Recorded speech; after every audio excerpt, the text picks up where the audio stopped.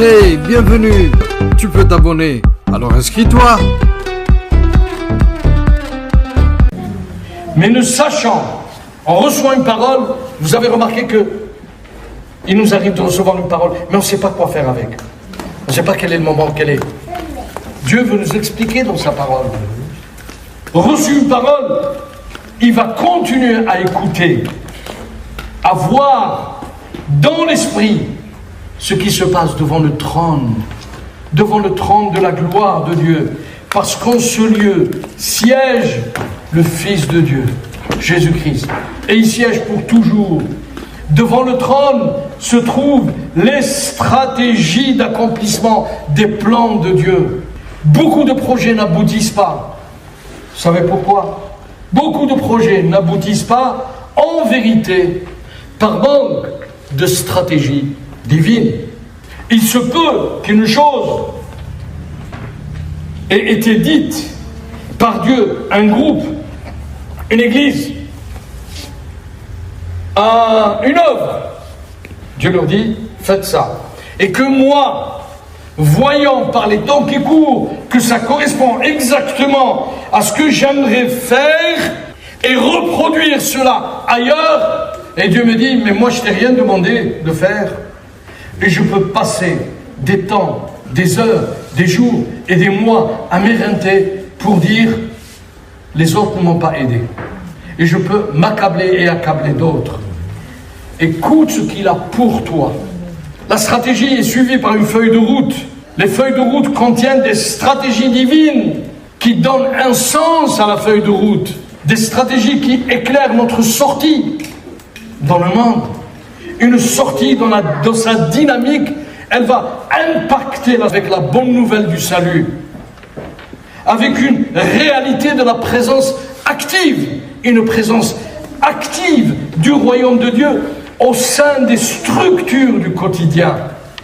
Au sein des structures du quotidien, travail, la famille, le couple, l'individu, la priorité, les faux épanouissements qui sont des pertes de temps. À lui soit la gloire. À lui soit la gloire. Parce que tous les hommes, dans leur diversité, nous serons prêts à les accueillir, car ce n'est que de lui, par lui et pour lui que seront toutes choses et que sont toutes choses. Lorsque nous sommes dans sa présence, il nous dit, créez maintenant. Appelez sur la terre ce qui est dans les cieux. Appelez à l'existence ce que vous ne voyez pas avec vos yeux. Appelez dans le visible ce qui se trouve dans l'invisible. En moi, combien notre vie, dans ce monde, combien notre vie est focalisée, conduite par les cinq sens. Les cinq sens ne font pas tout. Le regard humain, moi je ne crois qu'à ce que je crois. Boum! Qu'est-ce que tu crois, tu vois? Que vois-tu derrière l'horizon là-bas? L'horizon, c'est là où tes yeux, ton regard s'achève. Tu vois rien. Quoi derrière? Tu vois rien du tout. Le visible et l'invisible. Celui qui s'attache au Seigneur fait avec lui un seul esprit. Dieu m'a fait sortir de ce qui me retenait. Mais ce qui me retenait à moi, je l'affectionne au fond de moi-même parce que je ne veux pas le laisser sortir. L'habitude me ferait dire, c'est la rentrée. Or, je vais vous dire, c'est la sortie. Amen. Amen. Amen. Pourquoi? Parce que l'habitude nous fait croire que ça va, vous étiez en vacances, ça suffit maintenant, rentrez à nouveau. L'habitude veut me dire, rentre à nouveau dans ton bocal. La sortie des rois. Je fais de vous des rois et des sacrificateurs, une nation sainte. Soyons dans la sortie. La sortie, elle n'est pas que physique. Maintenant, saisis sur la terre, dans le visible de tes yeux, saisis maintenant ce qui vient de surgir, de descendre d'en haut. Je vais vous dire, persévérance, abnégation, des enfants de Dieu qui désirent grandir dans la maturité. Il y aura des problèmes? Bien sûr, bienvenue au club. La maturité se nourrit de la persévérance. La maturité ne jette pas là, toujours sur les autres. La maturité, elle se nourrit.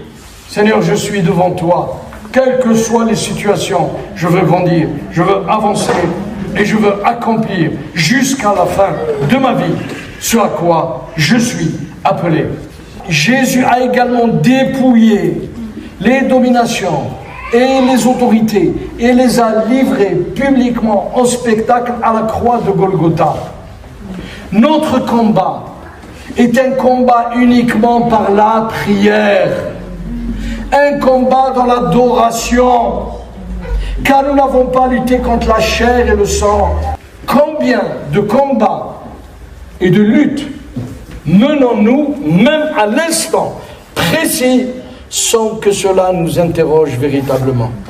Combat contre la famine, combat contre la malbouffe, combat pour les études, combat pour la dignité humaine, combat pour des idées sociales, combat pour la liberté, combat pour l'écologie, combat pour le bien-être des animaux, combat pour disposer de son propre corps, combat pour le pic de pollution, etc. Faut pas parler de l'enfer, ça fait peur aux gens. Et faut pas parler du sang de Jésus, ça choque. Il reste quoi de la parole de Dieu? Il restera quoi? Faut pas parler de la résurrection. Faut pas parler des guérisons, des signes, des prodiges et des miracles. C'est parti. Ah oui, qu'est-ce que je fais alors sur cette terre? Qu'est-ce que le nom de Jésus alors? Voici les signes qui accompagneront ceux qui auront cru. Qu'est-ce qu'on fait de tout ça? Et l'apôtre Paul dit à Timothée 6,12, combat le bon combat. Saisis la vie éternelle à laquelle tu as été appelé et pour laquelle tu as fait une belle confession en présence d'un grand nombre. Tu as dit, nous avons dit, au moment où nous avons été baptisés, Seigneur, jusqu'au bout je te... N'oublions jamais, quand on parle avec Dieu, il nous prend très, très au sérieux. Il nous prend très au sérieux. Parce que lui, il a été sérieux. Et il a donné son fils qui est mort à la croix de Golgotha. Mais au troisième jour, il est ressuscité. Amen. Tout lieu que foulera la plante de tes pieds, je vous le donne en héritage. Je vous le donne en héritage. Une des choses qui bloque nos vies, qui attriste Dieu, qui attriste son cœur, il y en a plusieurs, mais deux choses importantes. La non-crainte de l'Éternel et le non-respect de ses décrets. Lui dit, vous guérirez les malades et les malades seront... C'est un décret de lui. Si je ne le respecte pas, dans mon atmosphère, autour de moi, il ne faut pas que je sois surpris que rien ne se passe à la suite de ma propre déclaration. Je ne veux rien entendre d'autre que ça. Amen. Le Logos, c'est lui. C'est Jésus. Vous me dites l'histoire de l'Église. Oui, il n'y a pas de problème. Tout ça, béni soit Dieu. Mais ça d'abord. Rien ne peut venir entre ce que Dieu a dit et son intervention. Rien d'autre. Il l'a dit, il le fait. S'il le dit, c'est qu'il veut le faire. Notre sortie, sa sortie au milieu de nous, c'est d'extirper tout ce qui est sous le pied des ténèbres.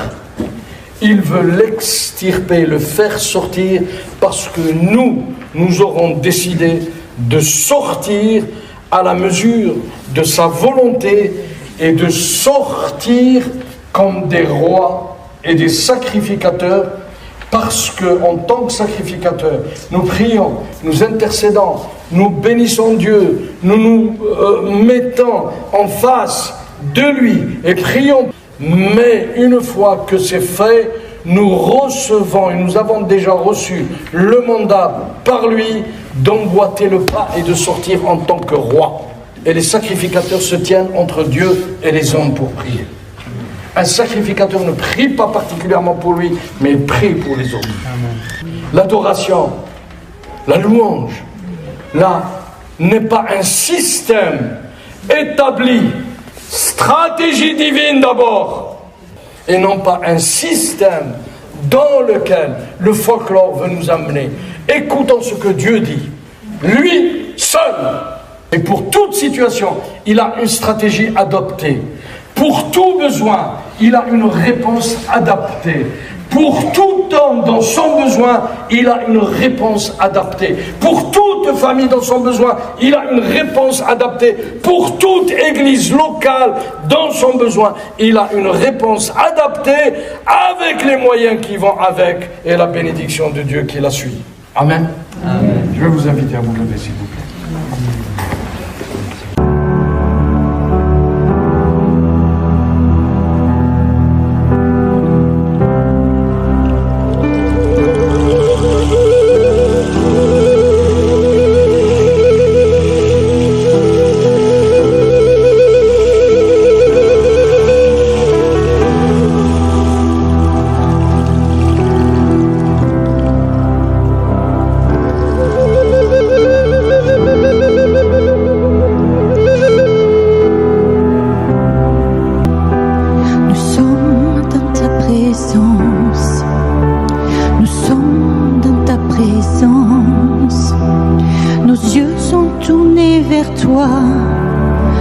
Vers toi, Seigneur.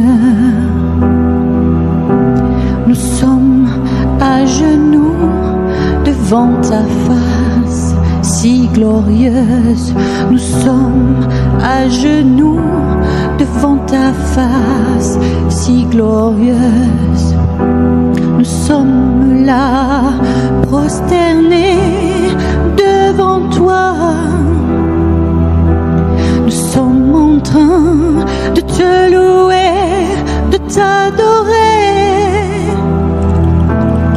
Oh Seigneur, tu es glorieux. Oh Seigneur, tu es majestueux. Nous sommes là devant toi pour te louer et t'adorer, oh Seigneur de gloire.